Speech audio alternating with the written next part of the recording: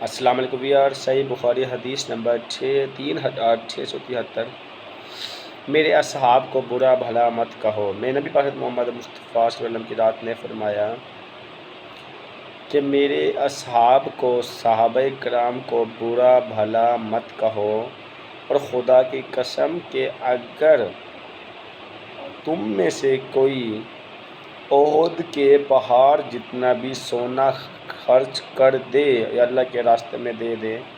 تو تم میرے اصحاب کے برابر تو کیا، اس کے آدھے دانے خرچ کرنے کے برابر بھی نہیں پہنچ سکتے۔ میرے نبی پاک محمد مصطفیٰ صلی اللہ علیہ وسلم کی ذات نے خود اپنے اصحاب کے بارے میں جو نصیحت فرمائی، جو تلقین کی، وہ یہ ہے کہ صحابہ ہمارے دلوں کی جان ہے، ہماری جان ہے، ہماری شان ہے، اور صحابہ کی عظمت ہی ہمارے لیے سب کچھ ہے، اور جو صحابہ کی عظمت کا خیال نہ کرے تو وہ ہم میں سے نہیں۔ اب اگر کوئی فرد نعوذ باللہ صحابہ کرام کو گالیاں دے، جیسے سننے میں آیا ہے یا ایک دو کے سامنے بھی آئے ہیں کہ جو فقہ جعفریہ کے سارے تو نہیں، بہت اچھے لوگ بھی ہیں، لیکن چند ایک افراد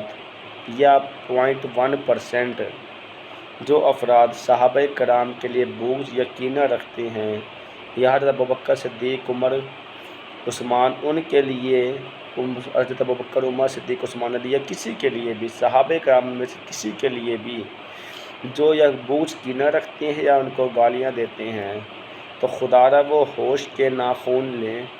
جب میرے نبی کی ذات نے خود تو کہا کہ تم احد کے پہاڑ جتنا بھی سونا لا دو تو میرے صحابہ نہیں بن سکتے، تو اس کا مطلب یہ ہوا کہ ان کی شان میں گستاخی تو معافی ناقابل تلافی ہے، اس کی شان میں گستاخی کا تو سوال ہی پیدا نہیں ہوتا۔ اور جو لوگ دین سے دور ہیں، قرآن سے دور ہیں، حدیث سے دور ہیں، جن کو خوف خدا نہیں، جن کو قرآن کا جو پیغام ہے وہ یاد نہیں، جن کو میرے نبی صلی اللہ علیہ وسلم کی ذات کی جو بات ہے وہ یاد نہیں، اگر ان میں سے کوئی ایسا کرتا ہے تو خدا را وہ ایسا کرنے سے پہلے قرآن و حدیث کو کھول کے دیکھ لے،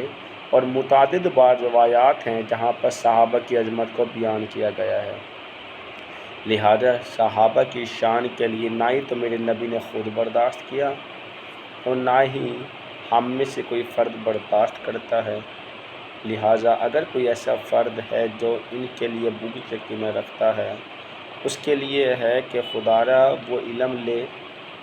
قرآن و حدیث کو کھولیں، اپنے پڑھے لکھے عالموں کے پاس بیٹھے، نہ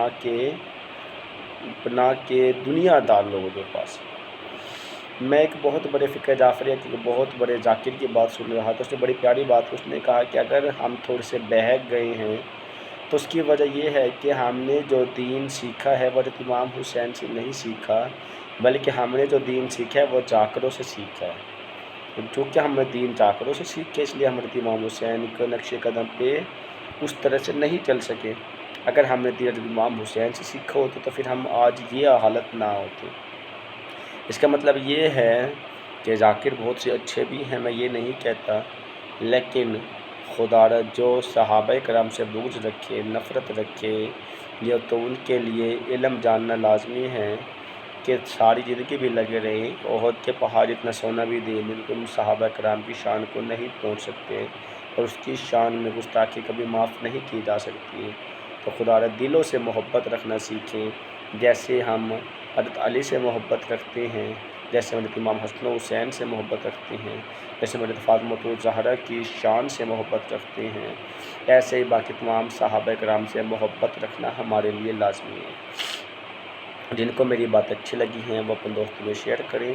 ہمارے چینل کو سبسکرائب کریں، بیل آئیکن کو دبائیں تاکہ بر وقت آپ لوگوں تک ہمارے تمام ویڈیو موصول ہو۔ اس کے ساتھ اپنا خیال رکھیے گا۔